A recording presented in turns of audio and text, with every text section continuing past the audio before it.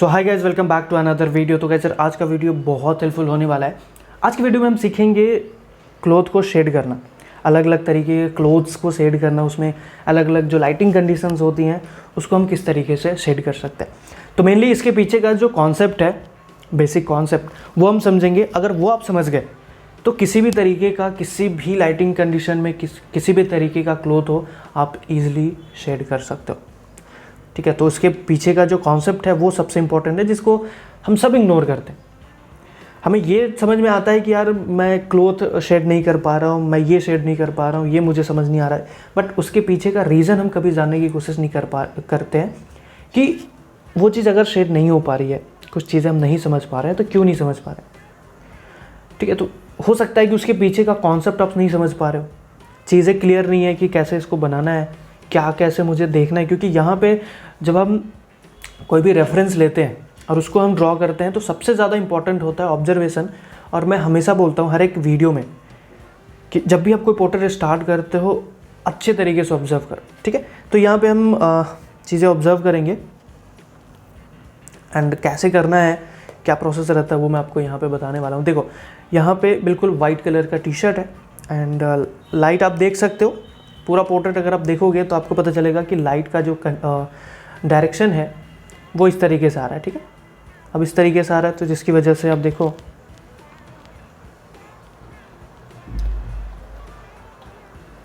है ना, उसकी वजह से आप यहाँ पे ये एरिया पे शैडो देख सकते हो। ठीक है, यहाँ पे भी आप देख सकते हो। तो ये समझ में आ रहा है कि लाइट जो है वो इस डायरेक्शन से आ रही है। एंड उसके बाद शैडो की इंटेंसिटी से आप समझ सकते हो कि लाइट की इंटेंसिटी कितनी है। यहाँ पे जो कि ये पोर्शन पे शैडो आ रहा है, लेकिन उतनी इंटेंसिटी के साथ शैडो नहीं आ रही है। ठीक है, आप देख सकते हो यहाँ पे, मतलब यहाँ पे जो लाइट दी गई है वो इतना ज़्यादा हार्ड लाइट नहीं है, थोड़ी सी सॉफ्ट लाइट है। क्योंकि यहाँ पे शैडो अगर हार्ड लाइट होती है ना तो ये बिल्कुल ब्लैक टाइप हो जाता, ये पोर्शन बिल्कुल ब्लैक हो जाता है। क्योंकि ये चीज़ हमें जाननी बहुत ज़रूरी है कि जितना हार्ड लाइट, मतलब जितना इंटेंसिटी की लाइट होगी उतनी ही इंटेंसिटी की शैडो भी हमें मिलेगी। तो अगर यहाँ पे शैडो की इंटेंसिटी कम है, मतलब यहाँ पे लाइट की भी इंटेंसिटी कम है। ठीक है, ये चीज़ हम समझ गए। उसके बाद हम फोल्ड्स को समझेंगे कि कितने तरीके के फोल्ड्स होते हैं एंड उसमें कैसा शैडो होता है। तो इसको मैं प्रैक्टिकली समझाने के लिए आपके सामने मैं एक टी शर्ट रख देता हूँ एंड उसके बाद उसके अंदर का फोल्ड को हम समझेंगे। ठीक है, तो ये हमारा खुद का टी शर्ट है। ठीक है, एंड यहाँ पे अगर टी शर्ट के ऊपर कुछ लिखा हुआ है तो उसको हम कैसे बनाएंगे और उसको कैसे समझेंगे। मान लो कि मैंने नॉर्मली इस कंडीशन में इसे रखा है। ठीक है, एंड यहाँ से आप देख सकते हो कि लाइट शैडो के डायरेक्शन से आप समझ सकते हो। जैसे यहाँ पे शैडो आ रहा है, वैसे तो यहाँ पे दोनों डायरेक्शन में लाइट आ रही है, इधर से और इधर से। ठीक है, बट इधर वाली जो लाइट है उसकी इंटेंसिटी ज़्यादा है एज़ कम्पेयर टू इधर वाली, तो उसकी वजह से हमें इधर शैडो देखने को मिल रहा है। ठीक है, ओके, बट यहाँ पर भी शैडो देखो अलग अलग तरीके का है, ये समझना बहुत इंपॉर्टेंट है।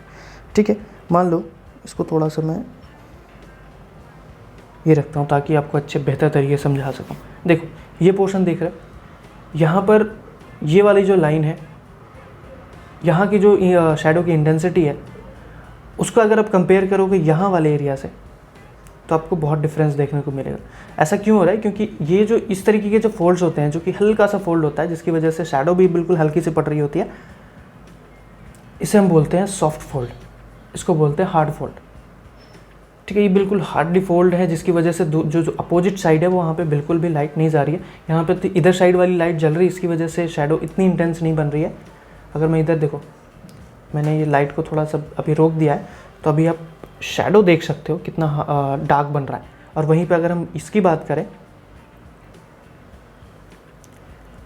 तो यहाँ पर शैडो की इंटेंसिटी उतनी ज़्यादा नहीं है। अब इसको हम समझने की कोशिश करते हैं कि अगर हम अलग अलग एंगल में इसी तरीके के देखें, जैसे यहाँ पे कुछ लाइंस बन रही है, तो इसको हम कैसे बना सकते हैं और ये कैसा दिखता है और शैडो किस तरीके से बन रहा है। ठीक है, वैसे आप ये टी शर्ट आपके पास भी जा सकता है। तो अभी जो कंपटीशन हुआ है, यहाँ पे हमारा लोगो आप देख सकते हो। अभी जो हमारा कंपटीशन हुआ है तो 4 जो विनर हैं उनको ये मिलेगा विथ प्राइज़ मनी एंड और बहुत सारे गिफ्ट्स हैं। वो उनको मिलेगा। वर्कशॉप अगर आप मेरा ज्वाइन करते हो जहाँ पे यही सारी चीज़ें मैं और इन डेप्थ सिखाता हूँ, और सबसे ज़्यादा अच्छे एडवांटेज वहाँ पे ये होता है कि अगर मैं यहाँ पे कुछ बता रहा हूँ, कुछ ड्रॉ कर रहा हूँ, कुछ कॉन्सेप्ट बता रहा हूँ और बीच में आपको कन्फ्यूज़न होता है, मान लो यहाँ पे अगर ये तो वीडियो रिकॉर्डेड है, अगर आपको कन्फ्यूज़न होता भी है तो मैं उसमें कुछ हेल्प नहीं कर सकता, क्योंकि आप मुझसे पूछ भी नहीं सकते बीच में, वीडियो के बीच में, कि यार ये ऐसे कैसे हो गया। तो वहाँ पे एडवांटेज ये मिलता है कि मैं लाइव होता हूँ, अगर आपको कुछ प्रॉब्लम होती है, कुछ भी दिक्कत होती है, आप मुझे डायरेक्टली वहाँ पे पूछ सकते हैं और इसी चीज़ के चार्जेस आपसे लिए जाते हैं। नहीं तो आप ट्यूटोरियल बहुत सारे अवेलेबल हैं यूट्यूब पे, अगर आप सीखना चाहते हो सीख सकते हो, लेकिन उसके लिए आपको समय इन्वेस्ट करना पड़ेगा, लंबे टाइम के बाद आप सीखोगे और कुछ कुछ चीज़ें रह जाएंगी, उसको सीखने में बहुत ज़्यादा समय लग जाएगा। अगर आप किसी ट्यूटर या फिर कोई टीचर से आप सीखते हो तो उसमें एडवांटेज ये होता है कि आप जल्दी वो चीज़ सीख सकते हैं, क्योंकि उनको पता है कि आपको उस जगह पे कैसे पहुंचाना है। ठीक है, तो ये चीज़ें होती है। अगर आप वर्कशॉप में ज्वाइन करते हो तो उसमें से हर एक बैच में एक स्टूडेंट को हम गिफ्ट एंड कुछ गिफ्ट हम टी शर्ट एंड कुछ गिफ्ट हम उनको देते हैं जो पंक्चुअल होते हैं। रैंडम सेलेक्ट करते हैं जो पंक्चुअल होते हैं, जो क्रॉस क्वेश्चनिंग अच्छा करते हैं, तो जो एलिजिबल होते हैं, जिनको सिर्फ एक होते हैं जो, तो अगर आप ज्वाइन करते हो तो वहाँ पे मे भी आपको मिल सकता है। ठीक है, ओके। अभी हम बात करते हैं इसकी। तो यहाँ पे मीडियम अगर हम देखें तो दो तरीके का है, एक ग्रेफाइट से हम बना सकते हैं एंड दूसरा हम चारकोल से बना सकते हैं। तो सबसे पहले हम समझते हैं चारकोल का कॉन्सेप्ट। अब चारकोल की अगर मैं बात कर रहा हूँ तो यहाँ पे कितने ऑप्शंस हैं मेरे पास, क्योंकि अब यहाँ पे मुझे इस तरीके का वैल्यू चाहिए, राइट। ठीक है, हमें इस तरीके का वैल्यू चाहिए, ऐसा कलर चाहिए, और हमारे पास जो ऑप्शंस हैं चारकोल में ये है पेंसिल। पेंसिल को अगर मैं अप्लाई करूं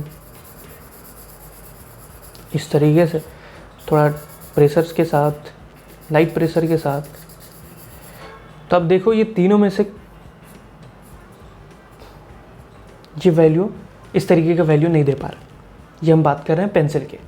उसके बाद दूसरा ऑप्शन हमारे पास आता है कंप्रेस चारकोल। ठीक है, कंप्रेस चारकोल ऑब्वियसली ये रेस से ही बाहर हो जाएगा, क्योंकि ये बिल्कुल ब्लैक लाइन आपको देता है, इसे आप यूज़ नहीं कर सकते।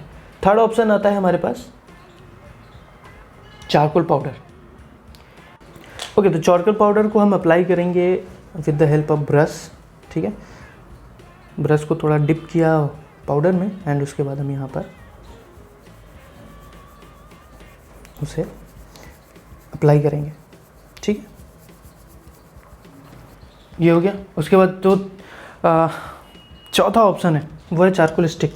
इसको भी मैं अप्लाई करके देख लेता हूँ कि वैल्यूज़ किस तरीके का यहाँ पर हमारा आ पाता है। इसको मैंने अप्लाई किया एंड उसके बाद अगेन इसको मैं ब्रश से मिक्स कर देता हूँ। ठीक है, तो अब यहाँ पर ये समझने की कोशिश करते हैं कि इस तरीके के वैल्यूज़ के लिए कौन सा जो अलग अलग हमारे पास टाइप्स हैं वो कौन सा ऑप्शन हमारे लिए सही होगा। तो ये हमारे रेस से बाहर है, ऑब्वियसली ये भी है, और ये भी अब अगर आप देखो तो थोड़ा सा ना वैल्यूज़ थोड़ा सा डार्क आ रहा है। हमें बहुत लाइट, क्योंकि वाइट टी शर्ट है तो हमें देखो इस तरीके का वैल्यू चाहिए। ठीक, तो यहाँ पे सबसे अच्छा ऑप्शन क्या हो गया, चारकोल पाउडर। ठीक है, अगर हम बात करें चारकोल की, ठीक है, तो यहाँ पे सबसे अच्छा ऑप्शन हमारे पास होगा चारकोल पाउडर। तो कुछ एक पार्ट में आपको शेड करके बताता हूँ एंड यहाँ तो यहाँ पे कुछ पार्ट मैं आपको शेड करके बताता हूँ। उससे पहले फोल्ड को और अच्छे तरीके से समझते हैं, बहुत इंपॉर्टेंट है। एंड यहाँ पर भी आप देखो तो ये देखो यहाँ पर जो फोल्ड है, यहाँ पे शेडो आप देखो, ये वाले पार्ट पे देखो और ये वाले पार्ट पे देखो, और ये अलग अलग टाइप की शेडोज़ हैं। उसकी वजह से हमारा जो फोल्ड का जो इंटेंसिटी है, फोल्ड का जो देखो मैं क्या बोलना चाह रहा हूँ, जैसे हम इसको अलग डायरेक्शन में ड्रॉ करें तो ये हमारा इस तरीके से बनेगा फोल्ड। उसके जस्ट बगल वाला हमारा फोल्ड जो है वो ऐसा है। ठीक है, ये ज़्यादा मुड़ा हुआ नहीं है। अगर हम इसकी बात करें तो ये है और बड़े टाइप का फोल्ड। अब देखो लाइटिंग मान लेते हैं कि इधर से आती है, तो अब इसकी जितनी ऊपर ये ऊपर निकली हुई है उसकी वजह से लाइट्स जो है ना वो यहाँ पे ज़्यादा नहीं आ पाएगी, तो यहाँ पर जो शेडो होगा वो थोड़ा डार्क होगा। अगर हम बात करें यहीं की, तो क्योंकि ये इतना ज़्यादा एरिया कवर नहीं कर रहा है शेडो वाला, एंड इसकी हाइट भी इतनी ज़्यादा नहीं है, तो ये थोड़ा यहाँ की जो शेडो होगी थोड़ी लाइट होगी। और सिमिलरली भाई यहाँ पर भी जो शेडो की जो इंटेंसिटी होगी वो कम होगी। और वहीं अगर यहाँ देखें, यहाँ का जो शेडो है बहुत ज़्यादा है, क्योंकि यहाँ का जो फोल्ड है ना वो बिल्कुल ऐसा है,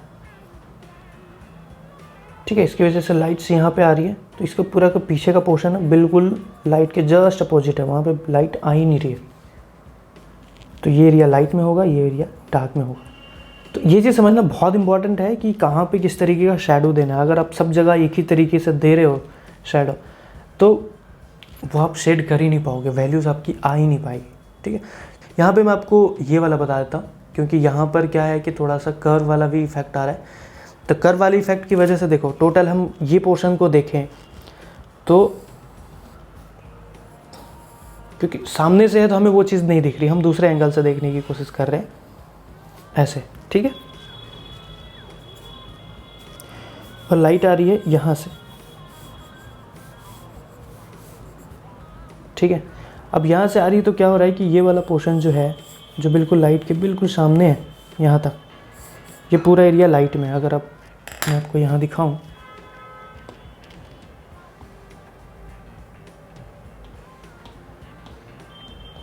ठीक है, यहाँ पे हम समझें तो ये वाला पार्ट,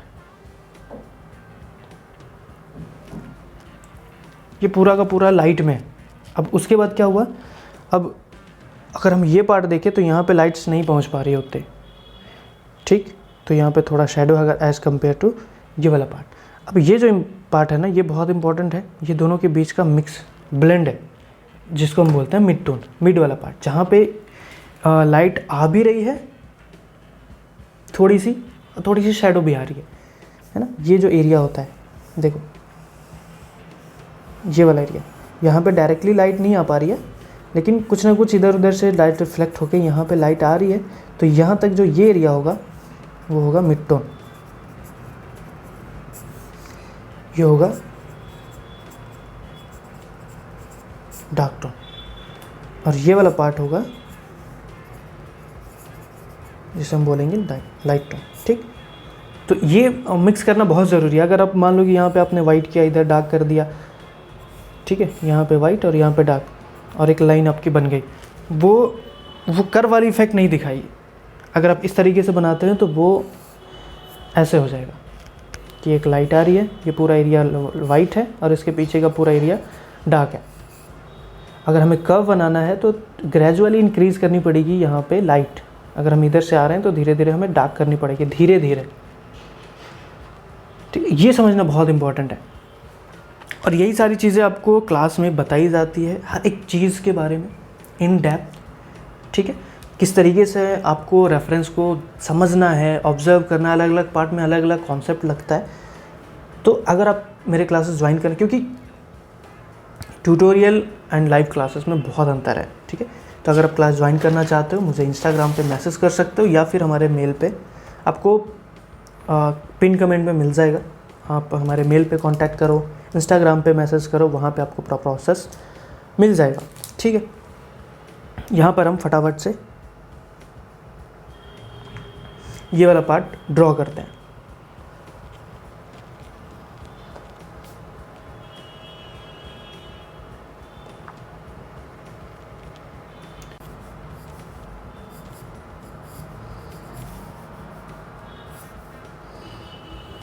देखो यहाँ पे बात एक्यूरेसी की नहीं होगी। कुछ लोग कमेंट करके बोलेंगे कि आपकी जो टी शर्ट है वो इतना एक्यूरेट नहीं बना है। यहाँ पे मैं एक्यूरेट बना भी नहीं रहा हूँ, ठीक है। यहाँ पे हम वैल्यू समझाने की कोशिश कर रहा हूँ, एंड वो इम्पॉर्टेंट। अगर आपको वो चीज़ समझ में आती है तो अगर एक्यूरेट नहीं भी बनी है तो कोई बात नहीं, ठीक है। फोल्ड्स को हम अच्छे तरीके से बनाएंगे एंड लाइटली ड्रॉ करेंगे, क्योंकि इतने हार्ड लाइन मुझे चाहिए नहीं टी शर्ट के ऊपर, ठीक है। ओके, तो इतनी जल्दी मैं बना रहा हूँ तो हो सकता है कुछ डायरेक्शंस, लाइन के डायरेक्शंस जो हैं वो इतने परफेक्ट ना हो, लेकिन हम वो जो इफ़ेक्ट्स देना चाह रहे हैं वो हम बराबर देंगे। ओके, तो यहाँ पे सबसे पहले आपको ध्यान ये रखना है कि आउटलाइन जब आप बना रहे हो, जैसे यहाँ पे मैं बना रहा हूँ, तो वैसे तो मैंने यहाँ पे चारकोल से बनाया, बट आपको चारकोल से नहीं बनाना है, क्योंकि एक बार चारकोल के स्ट्रोक्स वहाँ पे लग गए पेपर पे तो वो अच्छे तरीके से इरेज नहीं होता है। तो उस जगह पे आपको ग्रेफाइट पेंसिल यूज़ करना है, या फिर आप विदाउट आउटलाइन भी बना सकते हो, बट वो थोड़ा ज़्यादा टफ होता है। तो यहाँ पे पहला मिस्टेक मैंने ये कर दिया था। ओके, उसके बाद हम चारकोल पाउडर लेंगे, ब्रश उस अप्लाई करने के लिए हमें चाहिए मेकअप ब्रश, और उससे भी इम्पॉर्टेंट ये है कि एक एक्स्ट्रा पेज लेंगे जहाँ पर हम जैसे चारकोल पाउडर ब्रश को हम चारकोल पाउडर में डिप करेंगे, एंड उसके बाद एक पेपर में हम थोड़ा सा उसको मिक्स करेंगे, ताकि जब भी मैं पेपर के ऊपर अप्लाई करूँ तो वो कंसिस्टेंटली हो। ये बहुत इंपॉर्टेंट पार्ट है, अगर डायरेक्टली अप्लाई कर देते तो उसको हैंडल करना बहुत मुश्किल हो जाता है। ठीक है, तो अपने रिक्वायरमेंट के हिसाब से आप वहाँ से पहले मिक्स करके अप्लाई कर सकते हो। एंड यहाँ पे इंपॉर्टेंट ये है कि जब आप इसको अप्लाई कर रहे हो तो जो चीज़ें मैंने बताई, फोल्ड्स हैं, वहाँ पे एक साइड शैडो होगा, एक साइड लाइट होगा, तो हमें सिर्फ और सिर्फ शैडोज़ पे ध्यान देने हैं। ठीक है, एंड यहाँ पे एक चीज़ और बता दूँ कि फिनिश्ड वर्क और प्रैक्टिस वर्क जो भी अभी मैं बता रहा हूँ ट्यूटोरियल्स में, इसमें बहुत अंतर होता है। ठीक है, तो अगर आप इसको कंपेयर करोगे मेरे फाइनल वर्क्स से कि मैंने इसके पहले जो कोई क्लोथ का टेक्सचर बनाया हो तो कहीं ज़्यादा बेहतर हो, या फिर इस तरीके से अगर आप कंपेयर करोगे तो वो सही नहीं है, क्योंकि ये मैं बना रहा हूँ क्विक आपको समझाने के लिए, सिखाने के लिए। ठीक है, तो यहाँ पे उतना ज़्यादा फिनिश्ड और एकदम फाइनल वर्क टाइप आउटकम आपको देखने को नहीं मिलेगा। यहाँ पे मैं ट्राई कर रहा हूँ कि आपको चीज़ें बता सकूँ, ताकि आप आराम से जब आप बनाओ तो टाइम दे के प्रॉपर ये सारी चीज़ें, बेसिक चीज़ें आप उसमें ध्यान रख के बना सको। ठीक है, तो यहाँ पर चारकोल अप्लाई कर देना है, और मैंने बताया कि चारकोल को पहले दूसरे पेपर पे मिक्स करके उसके बाद आपको अप्लाई करना है, एंड शेडोज़ पे ध्यान देना है बस। ठीक है, जहाँ पे जिस तरीके का वैल्यूज़ है वहाँ पे उस तरीके से बना देना है। और उसके बाद बैकग्राउंड थोड़ा सा मैं डार्क कर देता हूँ, ताकि जो कलर मैंने दिया है, जो शेडोज़ और जो वैल्यू मैंने ऐड किया है टी शर्ट के ऊपर, वो हमें क्लियर दिखे। तो साइड में मैंने थोड़ा सा डार्क कर दिया, चारकोल स्टिक का यूज़ किया, ताकि बस मेरा पर्पज़ था कि मैं उसको थोड़ा डार्क कर दूँ बस। ठीक है, उसके बाद एक लेयर दिया जहाँ पे हमने थोड़ा बहुत वैल्यूज़ दी, शेडोज़ थोड़ा बहुत यहाँ पे हमें क्लियर दिख रहा है कि हाँ लाइट किस तरीके से आ रहा है, उतना क्लियर नहीं है। तो आगे हम नेक्स्ट लेयर में वापस से चारकोल पाउडर को हम और अच्छे तरीके से ऑब्जर्व करके अप्लाई करेंगे, जहाँ पे जिस तरीके का हमें वैल्यू चाहिए उस तरीके से। उसके बाद अगर हाईलाइटेड एरिया जो था वहाँ पे भी चारकोल पाउडर अप्लाई हो गया है तो हमें यहाँ पे नीडेड इरेजर की ज़रूरत पड़ेगी, जहाँ से हम उसको थोड़ा करेक्ट कर लेंगे। उसके बाद अगेन एक और लेयर ऐड करेंगे, एंड इस बार थोड़ी डिटेल्स में जाएंगे, थोड़ा जो डार्क वैल्यूज़ है उसको और डार्क करने की कोशिश करेंगे, और जो लाइट वैल्यूज़ हैं उसको और लाइट करने की कोशिश करेंगे। तो इस तरीके से प्रोसेस आप यहाँ पे सामने देख सकते हो। ओके, तो यहाँ पे इस तरीके से मैंने बनाया, एंड आउटकम अगर मैं जितने देर में मैंने इसको बनाया उसके हिसाब से अगर मैं रेट करना चाहूँ तो ये अच्छा खासा आउटकम इसका आया है। ऑल्दो अगर हम देखें कि अगर इसी चीज़ को अगर मैं अच्छे तरीके से प्रॉपर टाइम दे के बनाता तो इससे कहीं ज़्यादा बेहतर बनता, एंड ऑब्वियसली आप भी बैठ के बनाओगे तो बहुत ही बेहतर बनेगा। इसमें बहुत सारी चीज़ें हैं जो अभी और रह गई हैं, और वो बेसिक हैं। धीरे धीरे हम जितने अच्छे तरीके से रेफरेंस को ऑब्जर्व करेंगे उतना ही बेहतर हमारा रिजल्ट आ पाएगा। तो इस तरीके से मैंने यहाँ पे बना दिया। एंड आप चाहते हो कि ट्यूटोरियल इसका मैं लेकर आऊँ ग्रेफाइट के लिए, तो आप कमेंट सेक्शन में लिख सकते हो। अगर मुझे अच्छा खासा रिस्पॉन्स वहाँ पे देखने को मिला तो मैं ग्रेफाइट का भी प्रॉपर ट्यूटोरियल इसी तरीके के जो क्लोथ है इसका मान लो कि सेकेंड पार्ट मैं लेकर आ जाऊँगा। एंड उसके बाद जो पैटर्न वाले कपड़े होते हैं, साड़ी होती है जिसमें डिज़ाइन वगैरह होता है, उस तरीके का आप चाहते हो ट्यूटोरियल तो भी कमेंट सेक्शन में लिख सकते हो। तो बस गाइस आज के वीडियो में इतना ही, मिलते हैं अगली वीडियो में, तब तक के लिए बाय बाय।